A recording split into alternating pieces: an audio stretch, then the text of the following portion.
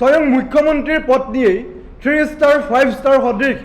private school তেওঁলোকে নিৰ্মাণ কৰে সেইখন ৰাজ্যত চৰকাৰী শিক্ষানুষ্ঠানৰ গতি কি এটা অৱস্থা হ'ব পাৰে সেই কথাটো আপোনালোকে সকলোৱে অৱগত সেই কথাটো অসমৰ জনতাই জানে লাহে লাহে যেন অসমৰ শিক্ষা ব্যৱস্থাটো ব্যক্তিগত খণ্ডৰ হাতলৈ গৈ আছে অতি দুৰ্ভাগ্যজনক কথাটো হৈছে অসম চৰকাৰৰ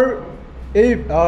ভাৰতীয় জনতা পাৰ্টিৰ চৰকাৰৰ দিনত অসমত ভাৰতীয় জনতা পাৰ্টিৰ চৰকাৰৰ দিনত অভিলেখ ৰচনা কৰি অসমৰ ইতিহাসত পোনপ্ৰথমবাৰৰ বাবে সৰ্বাধিক চৰকাৰী শিক্ষানুষ্ঠান বন্ধ হৈছে সেয়া লাগিলে আমাৰ LP স্কুলেই হওক বা ME স্কুলেই হওক আৰু শেহতীয়াকৈ আমি দেখিবলৈ পাইছোঁ আপোনালোকৰ সংবাদ মাধ্যমত তথ্য লাভ কৰা অনুসৰি আমাৰ বহুকেইখন কলেজৰ প্ৰায় 70-80খন কলেজৰ নামো ইয়াত অন্তৰ্ভুক্ত হ'বলৈ গৈ আছে অতি দুৰ্ভাগ্যজনক কথাটো হৈছে কলেজত শিক্ষাৰ্থী বঢ়োৱা সংখ্যা বা শিক্ষাৰ্থীৰ যি সংখ্যাটো বঢ়াবৰ কাৰণে আমাৰ চৰকাৰী শিক্ষানুষ্ঠানসমূহক শিক্ষাৰ্থীৰ সংখ্যা বঢ়াবৰ কাৰণে সন্মানীয় শিক্ষামন্ত্ৰী ডাক্তৰ ৰণোজ পেগু ডাঙৰীয়াই কেৱল মাত্ৰ অধ্যক্ষসকলক জগৰীয়া কৰি শিক্ষানুষ্ঠানৰ মুৰব্বীসকলক জগৰীয়া কৰি চৰকাৰখনে যি মুপুলকা মৰা এটা নীতি তেওঁলোকে লৈছে বা অৱলম্বন কৰিছে এইটোক আমি আম আদমি পাৰ্টি অসমে কঠোৰ ভাষাৰে সমালোচনা কৰিছোঁ আৰু আজি এটা কথা ঘোষণা কৰিছোঁ স্পষ্টভাৱে ঘোষণা কৰিছোঁ অসমত আম আদমি পাৰ্টিৰ চৰকাৰ হ'লে অনাগত সময়ত বন্ধ হৈ যোৱা প্ৰতিখন চৰকাৰী শিক্ষানুষ্ঠান পুনৰ খোলা হ'ব প্ৰতিখন চৰকাৰী শিক্ষানুষ্ঠান বিশ্বমানৰ শিক্ষানুষ্ঠান হিচাপে গঢ় দিয়া হ'ব সন্মানীয় সাংবাদিক প্ৰতিনিধিসকল আপোনালোকে জানে যে যিখন ৰাজ্যত স্বয়ং মুখ্যমন্ত্ৰীৰ পত্নীয়ে 3 ষ্টাৰ 5 ষ্টাৰ সদৃশ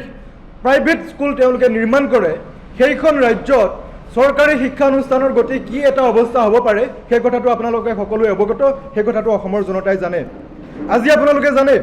দিল্লী আৰু পাঞ্জাৱত বিশ্বৰ বুকত ফেৰ মাৰিব পৰাকৈ আমি শিক্ষা ব্যৱস্থাটো এটা উন্নতৰ পৰা অতি উন্নত মানৰ ব্যৱস্থাৰ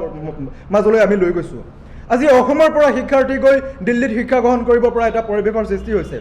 আজি দিল্লীৰ প্ৰত্যেকজন ল'ৰা ছোৱালীয়ে বিনামূলীয়া শিক্ষা পায় বিশ্বৰ বুকত ফেৰ মাৰিব পৰা শিক্ষা পায় সেই একেই অনুৰূপ ঘটনা ঘটিছে পাঞ্জাৱত শেহতীয়াকৈ পাঞ্জাৱত বন্ধ হৈ যাব বিচৰা কেইবাখনো চৰকাৰী শিক্ষা অনুষ্ঠান সন্মানীয় আম আদমি পাৰ্টিৰ পাঞ্জাৱৰ চৰকাৰে পুনৰ উজ্জীৱিত কৰি পুণ্যোদ্যমে কাম কৰি তাত বিকশিত কৰিছে বিকাশ কৰিছে